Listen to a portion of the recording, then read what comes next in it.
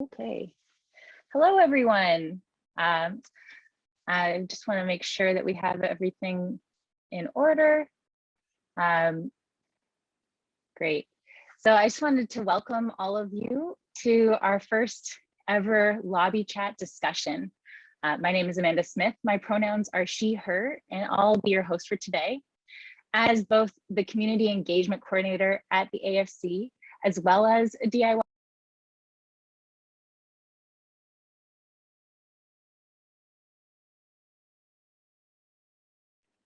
Apologies for that. I seem to have been kicked off the glories of technology. Well, I'm back.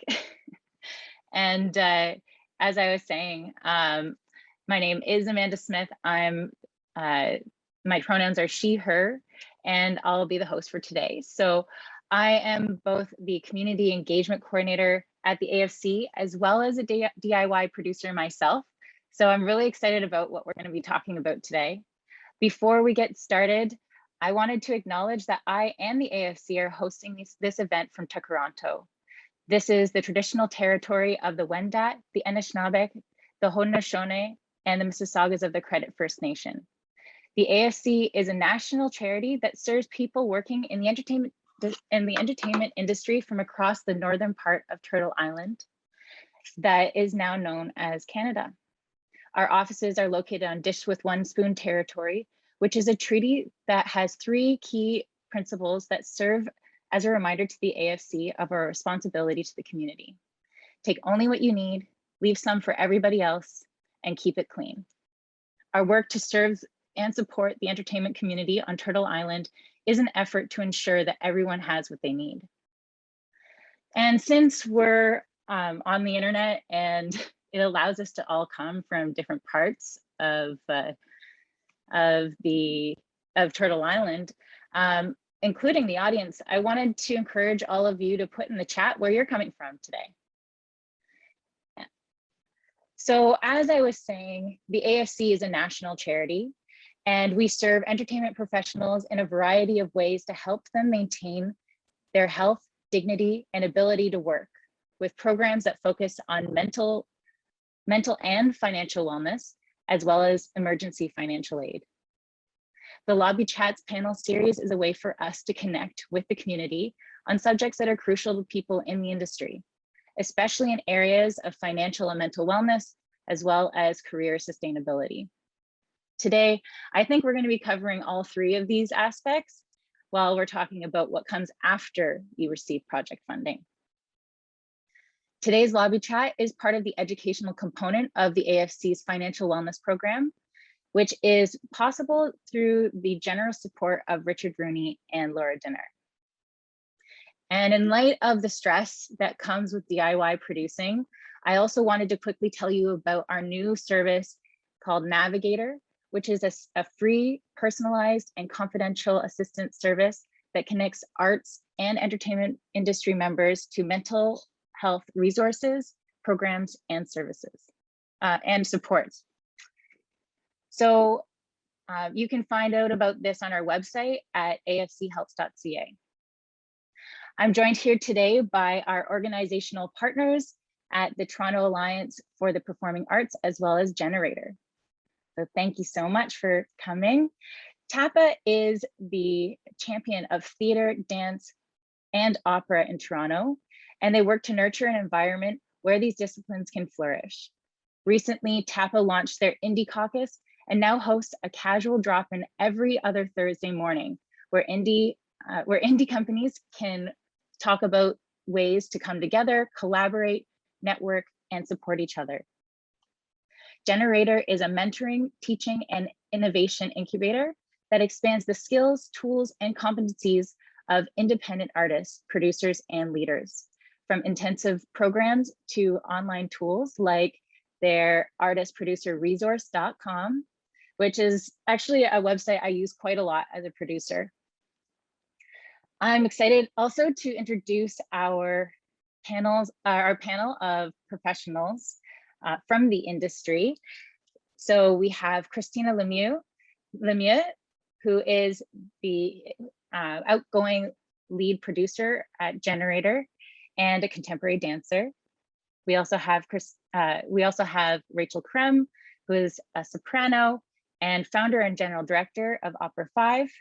We also have Saman Shahi, and Saman is an active composer, pianist, conductor, and producer, including his work as the executive director of the Iranian Canadian Composers of Toronto. And we have Alyssa Martin, who is a choreographer working in dance and theater, most often under the umbrella of her indie company, Rock Bottom Movement. We are also very fortunate to be joined here by Mimi Mock as our moderator today. Mimi is the Business Development Director at the Theater Center, as well as a TAPA board member and a committee member of their Indie Caucus I just mentioned before. So now I'm just gonna hand over the mic, the proverbial mic, to Mimi, and Mimi will be leading our conversation today. So, oh, and before I do that, actually, I just wanted to let everyone know that we do have the Q&A function, and I will be in that Q&A box. So if you have any questions, I'll do my best to answer either privately, or Mimi will bring us some opportunities to answer these as a group.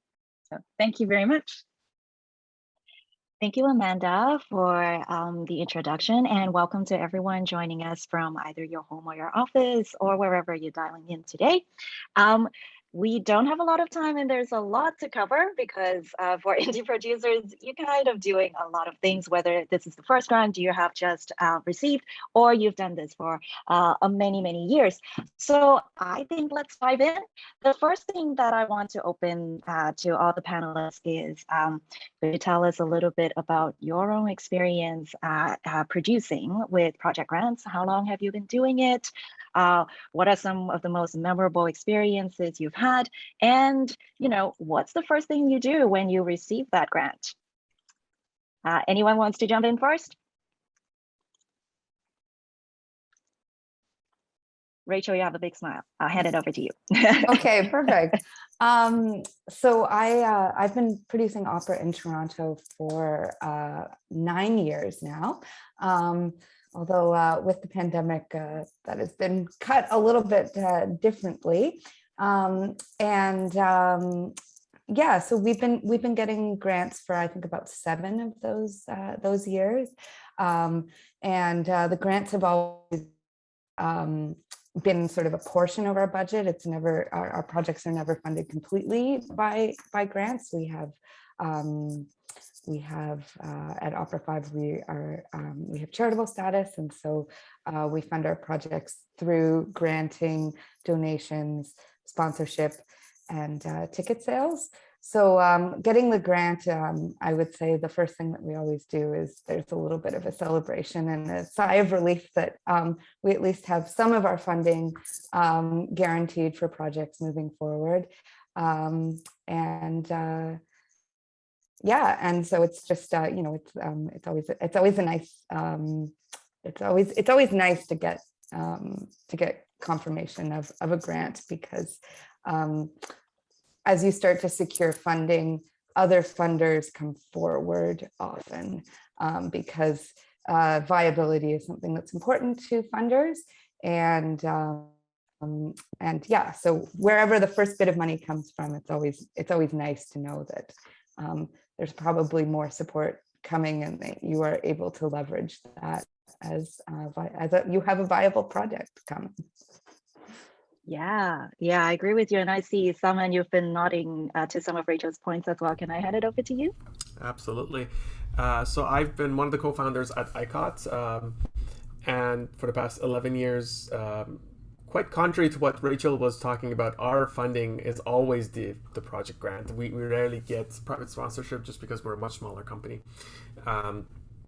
And so we have to plan very carefully what we do and how much we do it, and the scale of our projects. And many times there have been situations where we get funding for a project and we realize that we don't have enough, so we have to actually cut down on certain aspects of it, be it the scale or the length of the performances or whatnot. I think one of the most memorable and probably one of the biggest scale projects that we had was actually an opera that we produced in 2019, where Amanda Smith, actually the lovely person that just welcomed us, was the director. So that was an opera that ran for 2 nights, and we received quite a few 2 grants for it and some sponsorships. And I was the producer on that show, and that's partially why I'm here, because I learned quite a bit on that mammoth of a project. I would say the first thing I personally do after I know that I have the money is to contact all the key people who are involved in the project, make sure that they are still in and they're still okay with the amounts. If there needs to be reductions to their fees, which is something I'm hoping we also touch on later, because that's a very common practice. Then if they're okay with it, make the contracts, make the budgets, and make sure that everything is on schedule, and then move forward to secure more funding. Alyssa, what about you? We just heard from 2 quite different perspectives. Yeah, I have a lot of similarities and differences. I've been producing work for about 10 years, but it's only been funded by grants for 5 years, and even then, not completely funded. We are really lucky. We don't have charitable status at Rock Bottom Movement, but we're really boosted by our community members. And so we hold workshops and we sell t-shirts and have parties with a bar and really boost our box offices as much as possible. And so our people in the community who engage with our work have really kept us going. But we're also really grateful for the grants that we've gotten. I think the first thing that I'll do when I get a grant is send a massive caps lock group text to the team out of pure excitement. We celebrate. And then I'm a super scheduling nerd. I love to schedule. And so we'll start to think of the most efficient way to schedule things based on the money that we've been successful in securing. And we do that. I think my favorite granting experience has been the times I've received money for a creation period, because it's allowed us to really spend time with each other. And the first time that I was able to do that was really special and really allowed me to appreciate how important that time is and how helpful those grants can be at the early stages. Thank you, Alyssa. Christina, I do want to go over it to you. And we've just heard 3 quite different perspectives on indie producing. Christina, in your time with Generator and also when you were an indie producer, do you see this as kind of representative of, the scope and type of projects that we deal with? Absolutely. And I really appreciate what Alyssa said, because it was what I wanted to bring forward is that the first thing you should do is take a deep breath. For many of you, this is the largest amount of money that you have received in any one period of time. So just remember, it's not just for you, it's for a giant team of people. And you have now been given the opportunity to host a space around your creative ideas. So take a deep breath, give thanks to your team for getting you to this point, and congratulate yourself for what is happening. And then you can move into the next stages of planning. So I think it's just a really important reminder to be we're so on the treadmill with these things, to really take the moments when there's time to celebrate, to really be in the celebration. But I would argue, everyone brought forward really strong and wonderful ideas, but what to do is your next steps. And for context, my past 6 years, my career has been mostly supporting artists in writing grants and in what to do once you get the grants. And I still produce some small projects. I get them from time to time, but mostly I'm working in support of other people having their dreams come true at this point. Thanks, Christina. You actually brought up the take a deep breath and the fact that we're always on a treadmill. That's a really good segue to my next question, which is about how do we manage expectations as a producer? Especially a lot of them say they feel quite a lot of pressure to be very experienced in businesses when they're just starting out, and their expertise is a dancer or a composer, they're opera singer. So Christina, what are some of the things that you recommend for managing expectations of yourself as a producer? Absolutely. I love the saying, you can do anything, you just can't do everything. So I think it's really important when you're starting a new project to like take some time to be like, what are the values of this project and what are the goals?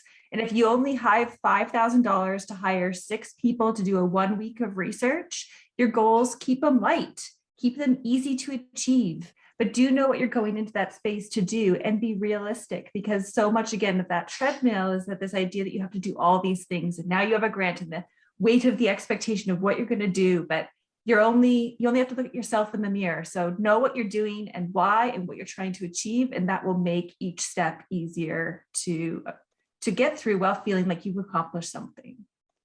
And those can be really easy. Like, we're just going to have fun every day. And if we don't have fun, we're going to stop and breathe until it's fun again.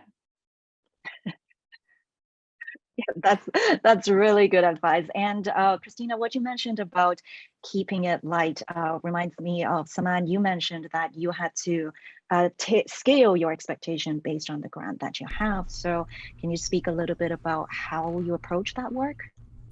Well, oftentimes you don't get the full amount or you don't get all the grants, so you do have to scale back on certain aspects of a project. I personally always go by the 70-30 rule, which is plan for 70% of what you're going to do and 30% for contingency, and it's usually worked okay. Just because things will happen, unexpected expenditures will come, people will drop out, things, it's a chaotic universe, so things will always happen. And you also, I find something that helps me sort of calm down a little bit before every project that I have to produce is to ask for support, because there are always people out there who know a little bit about something that I don't know about. And I feel like the less shy I am about asking and sort of seeking out advice from people who have done this before and walked that path before, I learned something and I don't regret it later, because something could have been avoided. So I always ask for support, and it's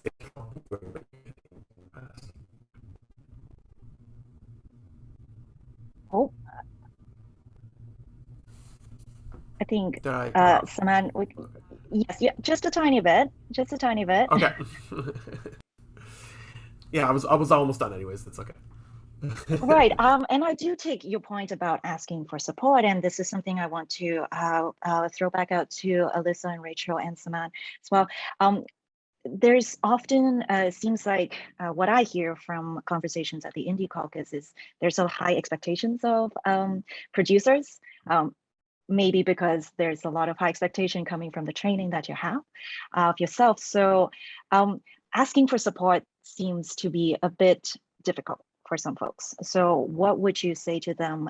And can you share some experience of you also asking for support and finding the experience? How did you find it? Can I jump in and just sort of answer the previous question, and maybe it'll segue into this question? Yeah, for sure. I think sometimes the flipping around that idea of pressure and using what you know and what you have can be your greatest strength as a producer. And often people who get into indie producing, it's because they love their art form so much and want to contribute to it. And what you do have and what your strength is that you are perhaps a performer, you're perhaps a writer, you're perhaps a creator, a dancer, any of those things. And so what it is to be involved in a project, and how you like to be treated. So certainly my biggest jump into a producer was that I wanted to create an environment where all of the people that I had hired would flourish and feel respected and cared for, to be able to create the art that we wanted to in as unpressurized a space as possible. So I think that that was my that was like what I felt like my strength was, that I could be as a producer coming in to things, and to just to set the tone and to create that that environment. So to answer the support question, not biting off more than you can chew and doing what you can do well was an answer to that. So having the people around who are willing to step up and do a little bit more than maybe they would otherwise comes down to how people feel they're being treated in the environment. And that goes with your like co-producers to anyone involved in the project. So I think that sort of has always been my ethos in terms of creating. Yeah. Mhm. I feel really similarly, Rachel. I think there's always that fine balance, right? Of you're the producer, so you are responsible, but also I feel like as an indie producer, there's a lot to be said for transparency with the group that you're working with. And often they have a lot of producing skills or things that they can offer to the team as well, that they're more than happy to help you out with if you're in a bind or you're thinking about scheduling or hour breakdown, fee, different ways of bringing in money or saving or doing different things. So I try to be as transparent as possible and look for that support from within the project itself, with open communication so everyone's on the same page and we all know what's going on. And yeah, and I guess also there's that pressure that we're trained, or at least I can speak from my own experience. There's a little bit sometimes the training inspires you to emulate a version of producing that's of a much higher financial situation than we have access to.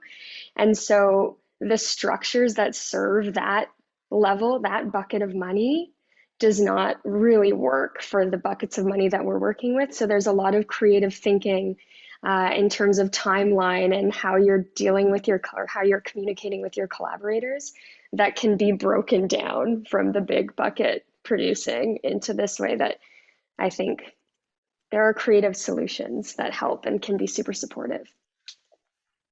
Mhm. Yeah, Christina.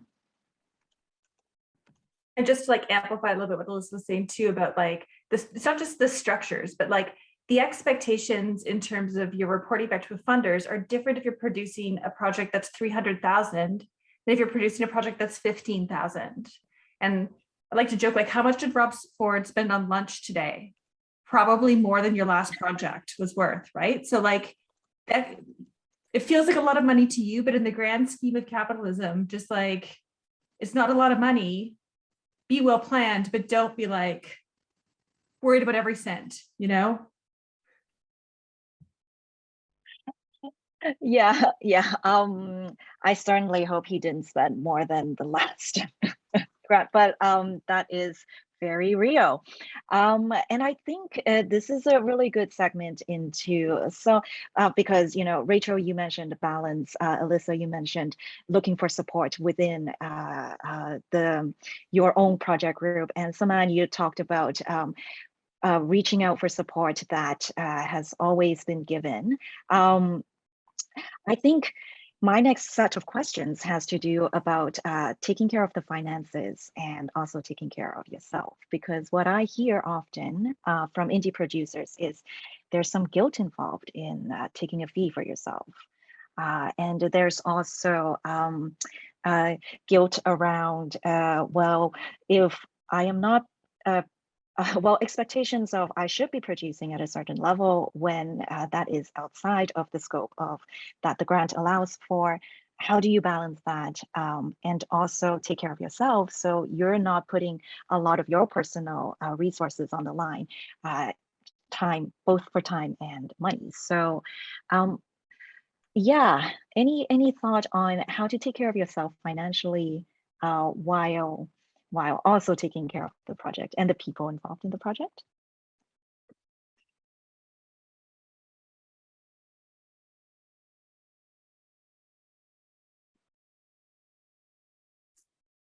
I can jump in here a little bit. I think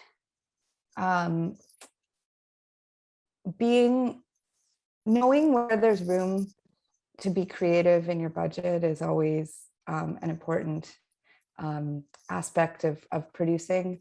And I think that the mindset of a budget being an absolutely static thing is something that we need to move away from.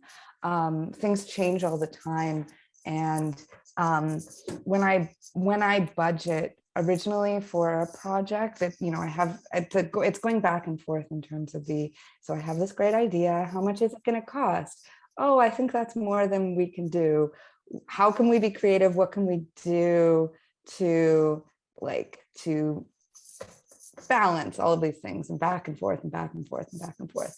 And what is on the paper is never exactly to the cent what things cost. But that's how budgets work. And that's how budgets work in like big corporations as well, in the capitalistic world as well.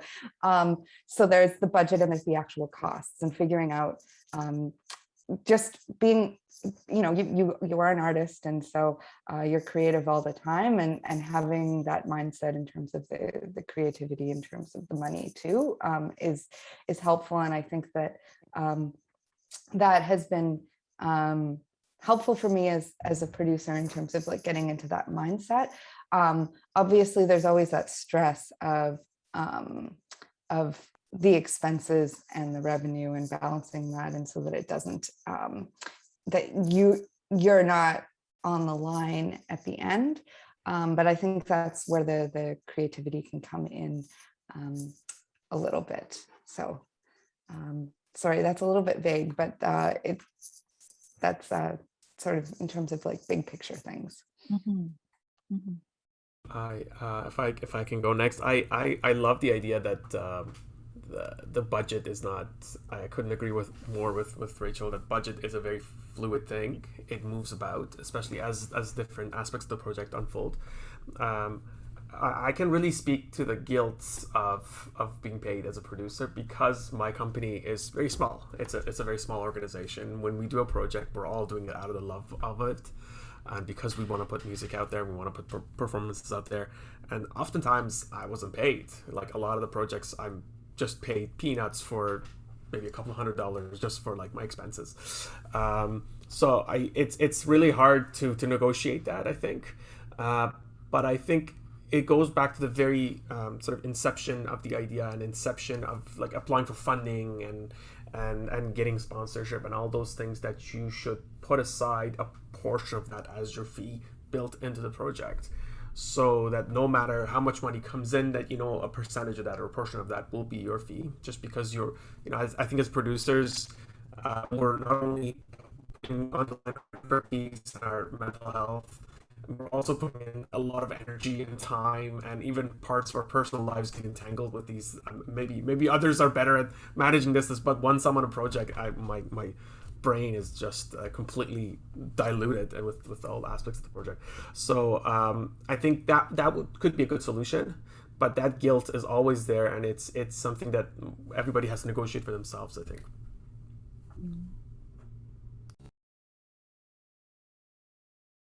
I can totally relate to everything you're saying.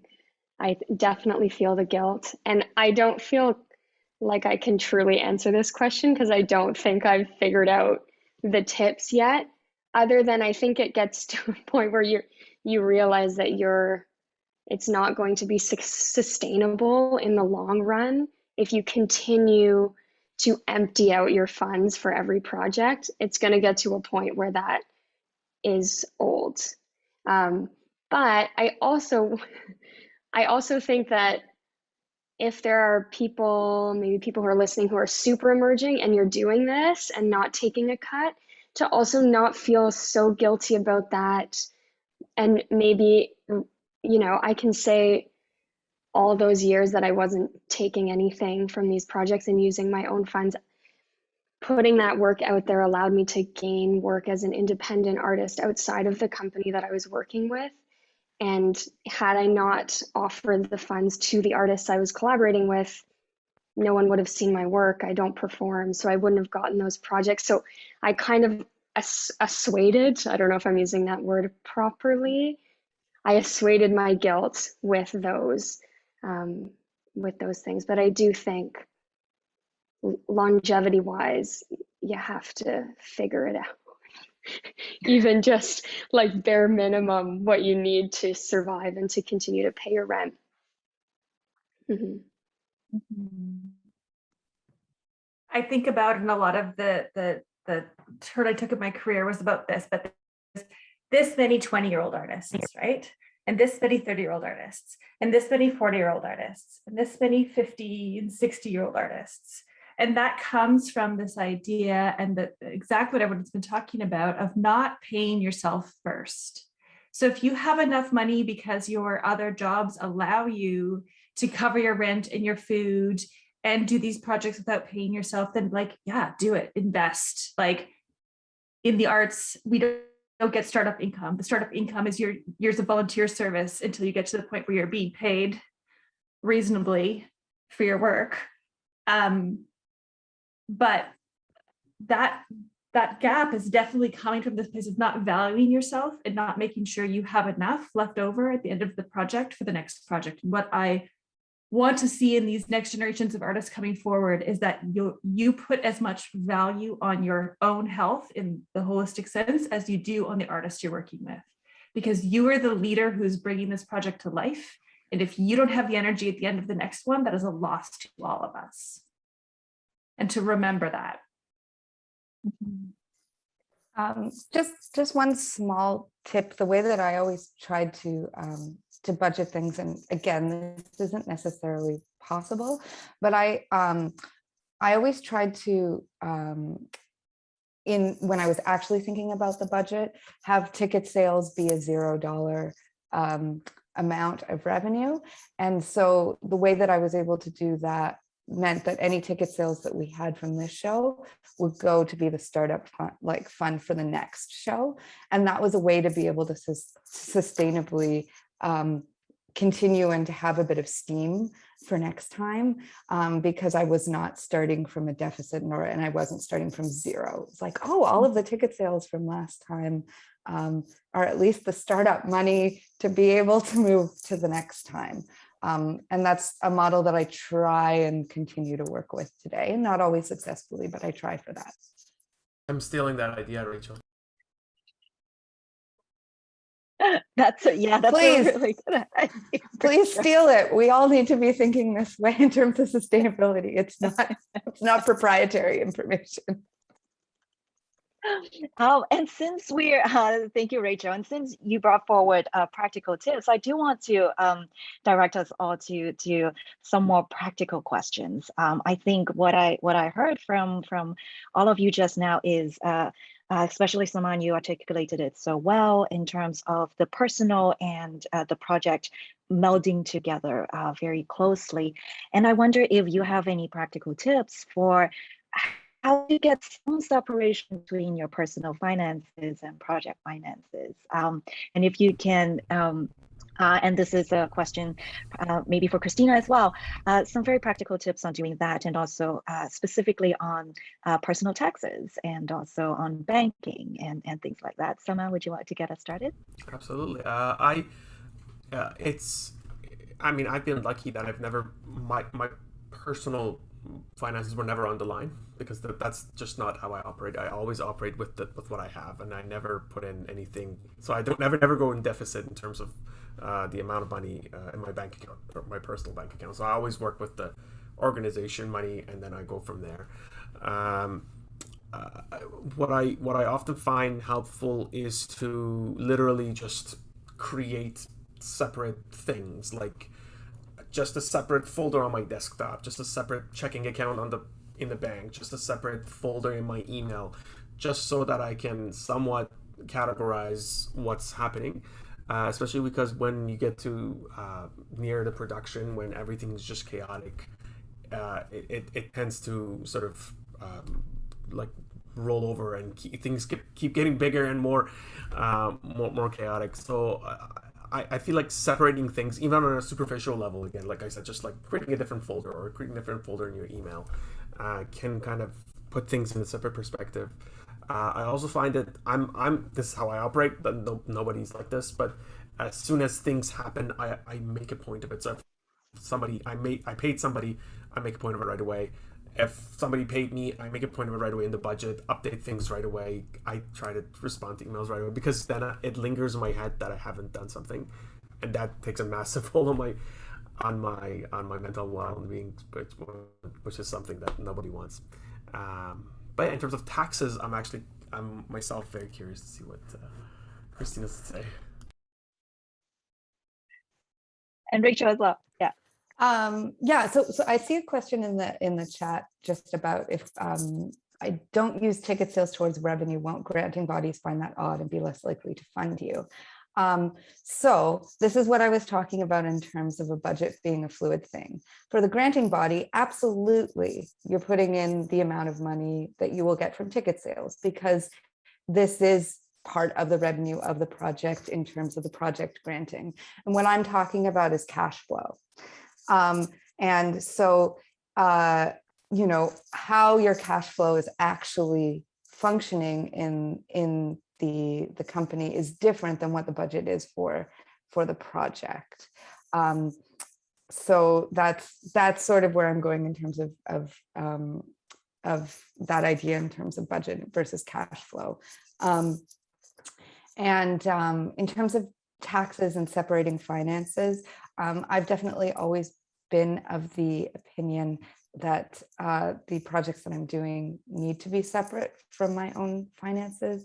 Opera 5 early on was set up as a partnership, and then we moved into not-for-profit and charitable status. So it always had its own bank account and its own bookkeeping that was separate from me as a person. That was certainly a very important part in terms of being able to organize the finances and separate it from myself personally. And that alleviated a lot of stress.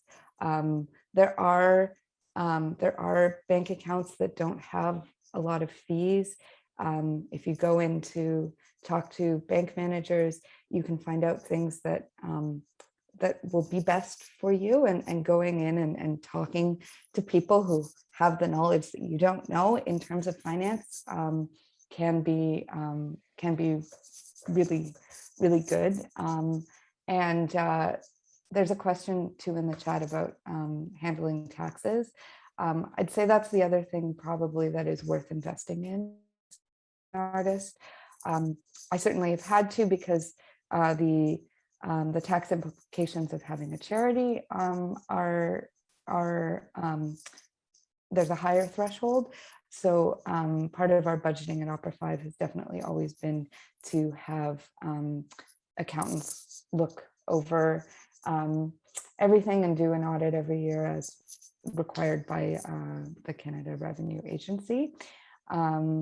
And the way that we've been able to balance that is I do have experience in another industry in real estate, so I'm able to be Opera 5's bookkeeper. And so that's how we've been able to do that.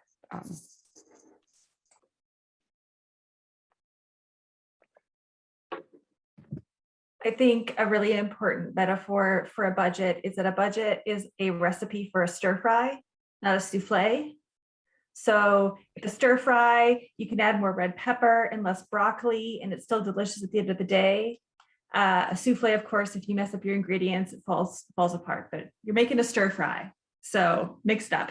And just to amplify again, Rachel's point of like, when you're reporting to your funders in your final report, they're not going to audit you. They don't want to see your books. They just want a general idea of what your financial picture was and how it differed from what you said you were going to do to what you ended up doing. So don't get into the weeds trying to be hyper specific. Be within, a certain reasonable amount of what actually happened. But I'll sort of respond to the taxes question from an individual or a collective perspective. So again, you get your grant and you're panicking because it's the most amount of money that you've ever made in your life. But remember that you're only taxed on your profits. And in the case of a grant, your profit would be your fee. So if you get a $10,000 grant, you pay $7,000 to artists to work in your grant, $2,000 for a space rental, and $1,000 your fee, you're only being taxed on that $1,000. Now, there is one tricky situation, and Generator has a little resource for it, that some funders will issue you a T4A for your grant. So let's say you received the grant right now, so it's the very end of 2021, but your project isn't until 2022. That's when you definitely want to work with a tax accountant. As Rachel mentioned, Art Books in Toronto is great. And if you do it yourself or work with somebody who's not in the arts, Generator, go to the Generator website. We publish that document on a regular basis around tax time, and just hand that to your tax preparer, and they'll show you the tricks to make it so that you're not paying tax on the money that's for the next fiscal. If you're a sole proprietor that is gotten, or you're a collective that's gotten a grant in a name, but it isn't incorporated, you just need to go to a bank. Like Rachel mentioned, TD often is a good bet. Any of the credit unions often will be a good bet, and they'll either open up an account for you in that collective name, or as a human, you can go in and say, I have a sole proprietorship under that collective name, and they'll open up a sub account within your accounts in that name, so you can cash the check into there, and it'll still be like its own little pocket. You can open up as many accounts as you want to in your bank. So like you can open and close accounts for every single project if you want to. There might be some fees for the bank, and they'll certainly be your administrative time, but if that makes more sense for your brain, then do it. But Generator offers a whole 8-week course on the implications of taxes and grants. So I would highly recommend doing that, but that's my 30-second or 3-minute commonly asked questions. Thank you, Christina. You brought up really interesting things around collectives and how to operate as a collective. That reminds me, Alyssa, you brought up transparency as and looking inside the people you're already working with for support. I wonder if there's any tips you could share about transparency about finances when working with a collective and with a group like that. Yeah, and this sort of springs off this stir fry concept that we have come to.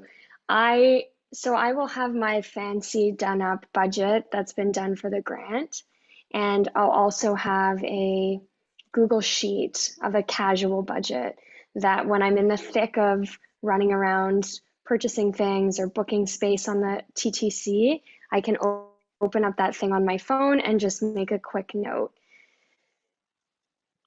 And with the close members of my collective, I'll make that shareable with them if I need a second opinion. So I'll say, can you take a look at where we've been spending? Can you think of any ways to cut this down, particularly when we're supporting an event or figuring out ways to host people? That's when they've been super creative. So I'll share that out, and maybe someone has a resource for a cheaper space rental, or someone knows of someone who might let us use the space later at night for a reduced rate. So we try to think creatively that way and pool our resources. But having this casual budget allows me to keep on top of things without being overwhelmed and thinking, okay, I've got to hunker down at my laptop and color code this thing and really get it figured out. Just quick little things are helpful. And there's different apps to do that as well that are helpful, but something to do this on the go has been life-changing. Mm-hmm. Do you have some app that you could recommend? So I just sharing financial information. Yeah. I just use a Google Sheet because that's how I manage. I tried to use a QuickBooks app. I found it too much for me, but I have some peers who use that for their quick invoicing and paying things and trying to keep track. But I use old-fashioned. Yeah, Rachel.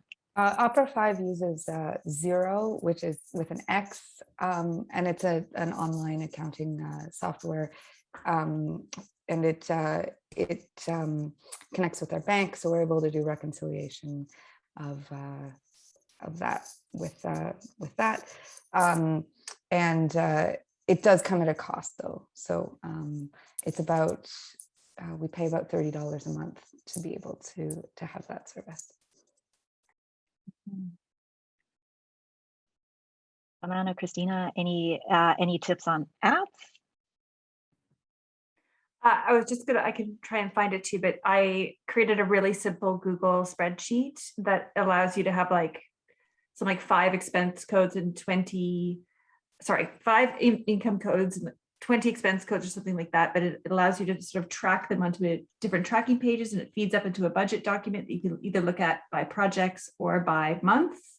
But I'll drop that in there into the chat before we wrap up today. That's great. Sounds great. We are almost almost at our Q&A time. So I just we have 5 minutes or so, and I want to retain about 10 minutes for any questions that we can answer. So I just want to quickly get your thoughts, the panelists' thoughts on are there some new ways of working since you know, in the past 20 months, and we're coming out of a pandemic? Do you see yeah, what do you see in terms of indie producer, relatively new ways to work? Saman, do you want to get us started? It's a really hard question. I find it that that going into the pandemic, I hated the idea of everything moving online, shifting online. I thought it was always a compromise, and I always thought that I had to always almost felt like I had to pay people to come see the thing, just because, you know, I'd be honored to just have people, you know, in these squares. But now I feel like the future of performing arts could be entangled with virtual performances, and I think that's very exciting. I've seen a lot of really, really interesting, exciting, thought-provoking productions, and I'm personally interested in becoming more involved in productions where aspects of it are online, or there are possibilities of interacting with it online. So I think a thoughtful endeavor in getting things in a hybrid way could be really, really interesting, and I'm actually excited to see where it goes. So that's my 2 cents.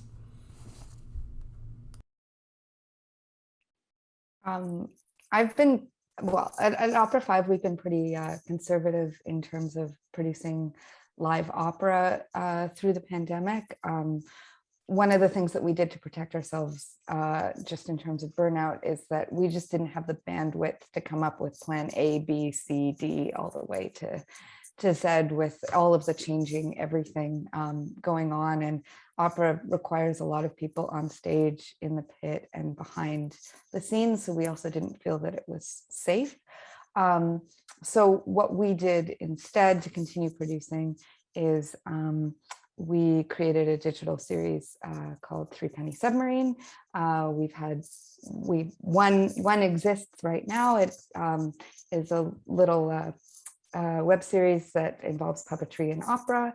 We got to work with our friends and learn about film, and creating a digital project that wasn't a compromise going online. It was actually made for online viewing. That was one of the ways that we dealt with that, and we're really excited about the possibilities of that in the future. Another 8 episodes are coming. And the other thing that we did is we went into creation mode, because we were able to develop some works that will be produced live in future seasons when it's a little bit more stable, and we feel that we won't have to constantly be thinking of 5 or 6 different plans in terms of being able to produce live theater safely. So that's what we've done, and so we are excited and optimistic for the future now.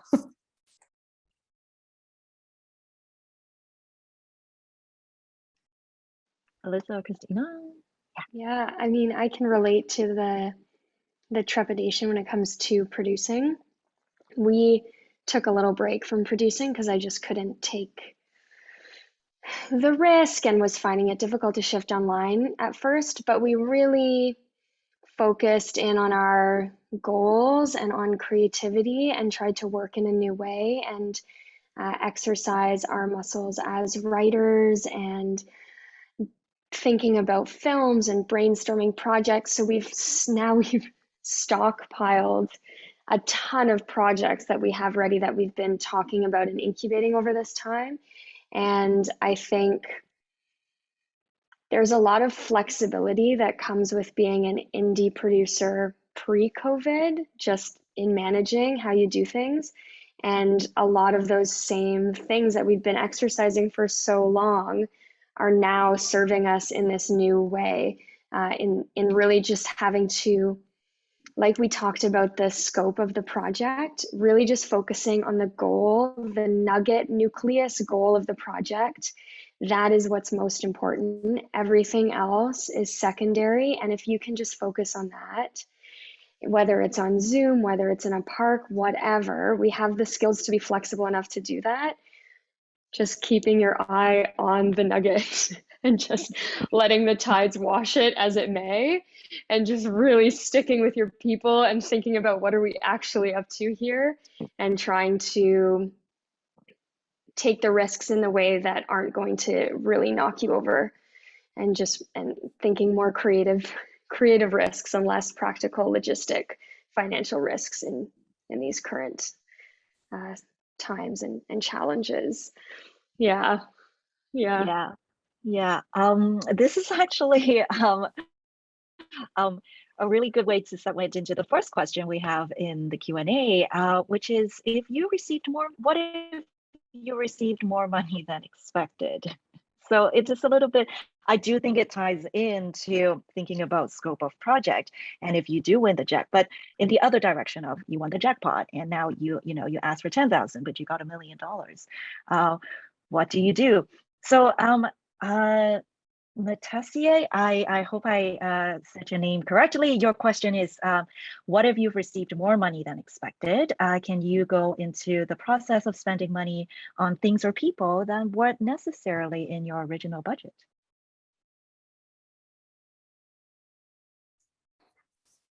I mean, I'm sure that with any idea and any scope as an indie producer, if you get more, you can find a way to spend that money, whether it's,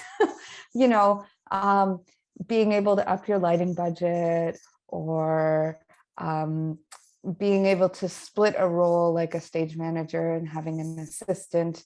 I think sit down and talk about what could, with your team, if you have the extra money, where can it be spent the best so that it will make the project better and also support the people who are making the project.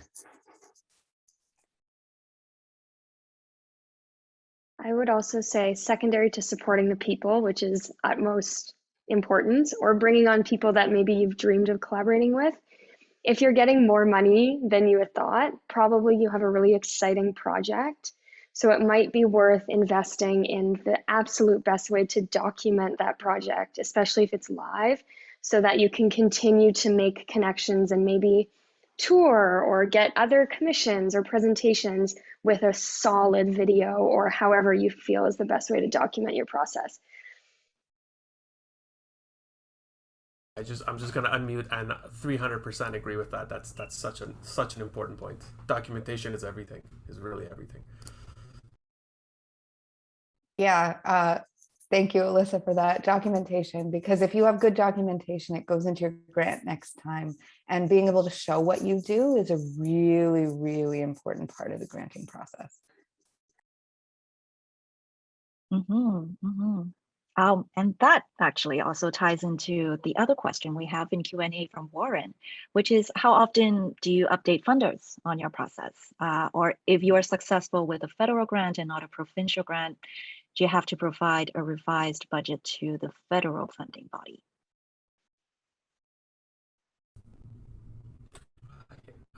I can go on that one. And some substantial changes about your project, like either you augment the project or reduce it in some way, you don't need to really provide an update. If something really fundamental is changing, like the core concept or the scale, then you definitely have to have that conversation with the grant officers, especially the more substantial ones. Let's say if you got a big grant from county council, and now because they find that project, so if you changed it entirely to something else, then they have to approve of it. And I've been in that situation where a project changed quite a bit, and it was a stressful phone call that I had to have with the Toronto Arts Council just to make sure that we don't lose the money. So I would say not too much, because they're also busy and they're doing the million other things, so they don't need constant updates from you. So I would say I think fundamental changes, and I don't think receiving grants from other bodies, you need to update anybody else until the final report, where you just say, this is how much money I eventually ended up getting, this is how it was spent, and you should show that it was somewhat of a balanced budget.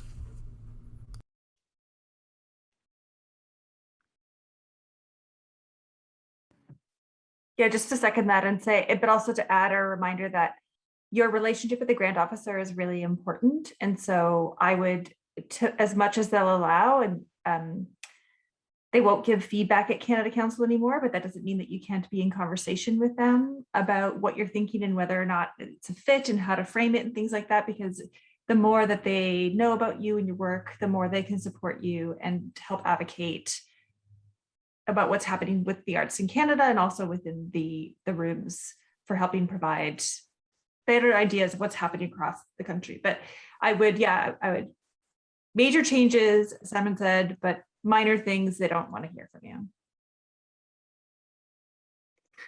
Sorry, reading that last question. Yes.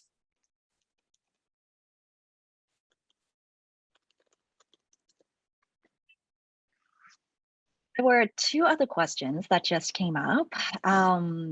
So I'll try, I'll get Lila's first, because hers came in first. Did you find any new and exciting ways to market or promote your project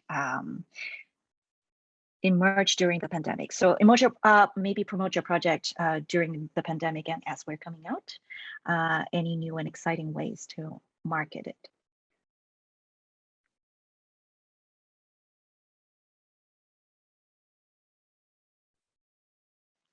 It seems to me that since we've all isolated, I've gone back. This is maybe the least efficient way to market a project, but I will individually reach out to people who I think will connect to the project, or who I'd be really excited to have.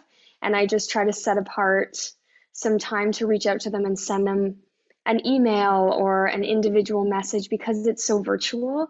I think it's important to make that as easy as possible for people to click that link and remember that it's happening. So I think it takes more time than it used to. Maybe there's so much inundating social media that it's hard to really push your thing forward. So you need to give it that individual attention. But I haven't tried TikTok yet, so maybe that's the secret.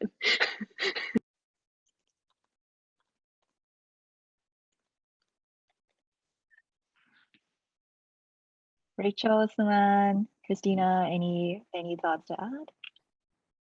Yeah, I don't know if we've done anything different. We've been using the same things, but yeah, it certainly has been harder on social media to be noticed. So I would second what Alyssa said in terms of reaching out to people, and emails and such has been a way that people have noticed our projects through the pandemic.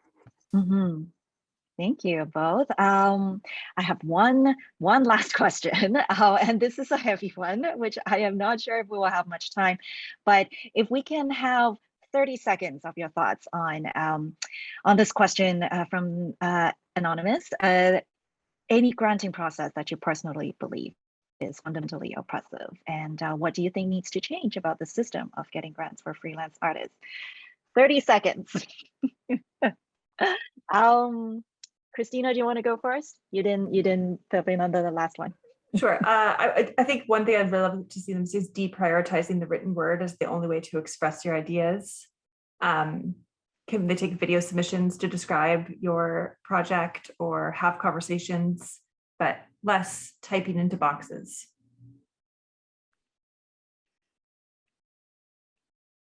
I personally haven't to be that way, but I'm very curious to hear other people. Just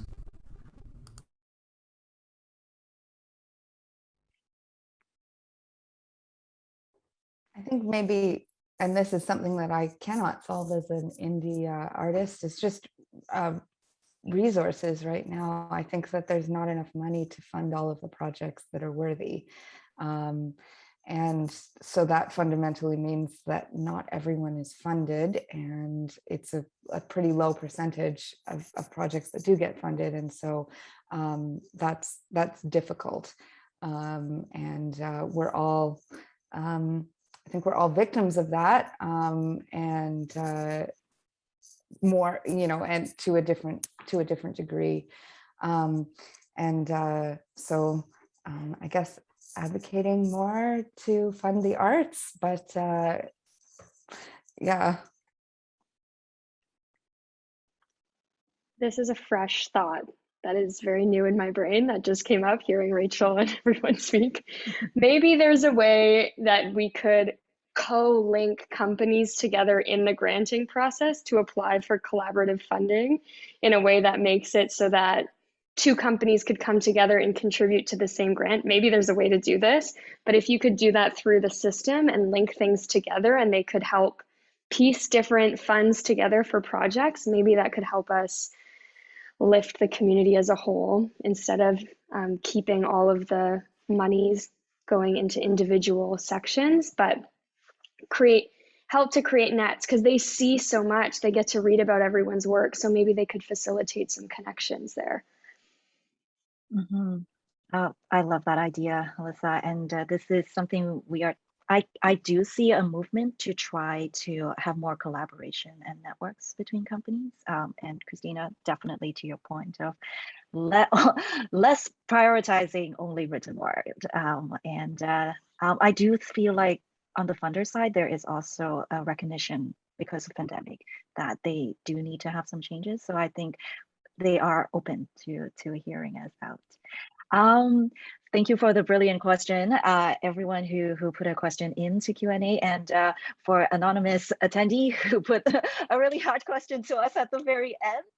I think we are at time, so I'm going to hand it back to Amanda, and I want to thank everyone for the great conversation we have had today. Over to you, Amanda. Yes, I just wanted to thank everyone so much, for the panelists, to Mimi, to our interpreters, and TAPA Generator for being a part of the AFC's very first lobby chats. I'm very excited about this whole series that we're doing. We're going to have more chats in the future. Oh, perfect. That's a very Zoom moment. And our next chat is actually going to be about safe networking on November 30th. So please just keep an eye out for our announcement, and we'll be sure to do that in our newsletter and social media. And I just put in the chat the various links to all of the organizational partners for this event. So thank you so much, and take care. Happy granting. Bye.